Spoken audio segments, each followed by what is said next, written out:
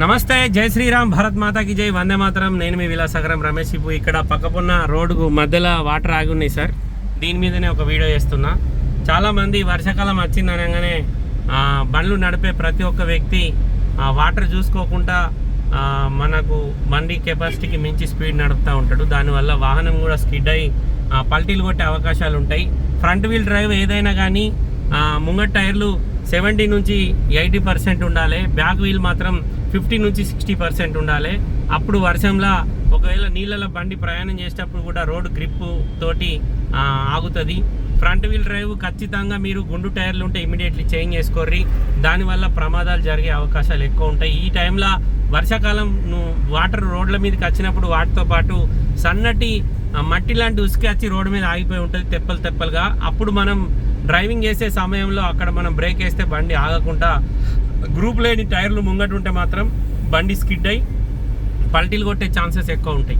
వర్షాలు పడ్డ తర్వాత బండ్లు నడిపేటప్పుడు రోడ్ల మీద ఎక్కడన్నా వాటర్ స్టోరేజ్ అయి ఉన్న జాగాలో మాత్రం పిల్లలు నడుచుకుంటూ పోతూ ఉంటారు. స్కూల్ పిల్లలు, పెద్దల వాళ్ళన్నా అటు ఇటు నడిచిపోయేటోళ్ళు చాలా వరకు ఉంటారు. అందరికీ వాహనాలు ఉండేవి కాబట్టి వాళ్ళని కూడా దృష్టిలో పెట్టుకొని బండ్లు నడుపుర్రి.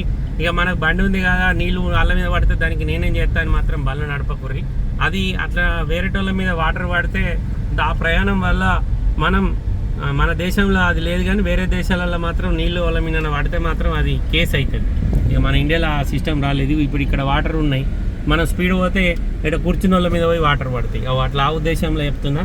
దయచేసి ఈ వర్షాకాలం బండ్లు మాత్రం ఖచ్చితంగా ఫ్రంట్ పొజిషన్లో ఫ్రంట్ వీల్ డ్రైవ్ ఏదైనా కానీ దానికి ముంగట 70 నుంచి 90% టైర్లు ఉండాలి.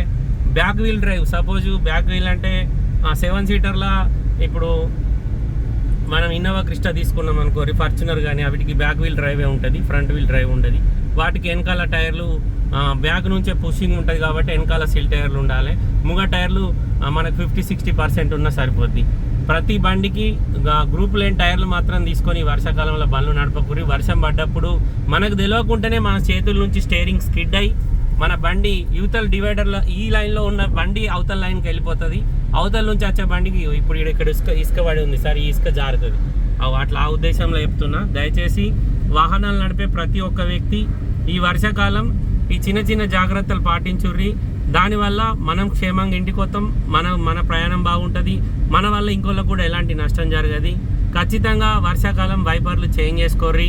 నైట్ జర్నీ చేసేటప్పుడు ఖచ్చితంగా డిప్పర్ చేయరి. డిప్పర్ చేయకపోతే కూడా ఇప్పుడు వచ్చిన హలోజన్ లైట్ల వల్ల ముంగట వచ్చే వ్యక్తికి ఎలాంటి రోడ్ క్లియరెన్స్ కనబడ్డది. వర్షం పడుతుంది కాబట్టి ఇంకా డేంజర్ ఉంటుంది. దానివల్ల మనం డిప్పర్ చేస్తే అక్కడ ముంగట ఏదైనా వెహికల్ కానీ చెట్టు కొమ్మలు ఏమైనా పడ్డా కానీ దానివల్ల మనకు ఎదుటి వ్యక్తికి రోడ్ క్లియర్గా కనబడి తన దారి తను వెళ్ళిపోతాడు, మన దారి మనం వెళ్ళిపోవచ్చు. ఒకవేళ అతడు దాన్ని చూసుకోకుండా సడన్గా కట్టుకొడితే ఆ బండి వచ్చి మనకు కూడా తగిలే అవకాశాలు ఎక్కువ ఉంటాయి. వర్షాకాలం బండి నడిపే ప్రతి ఒక్క వ్యక్తి భయం భక్తితో బండి నడుపుర్రి.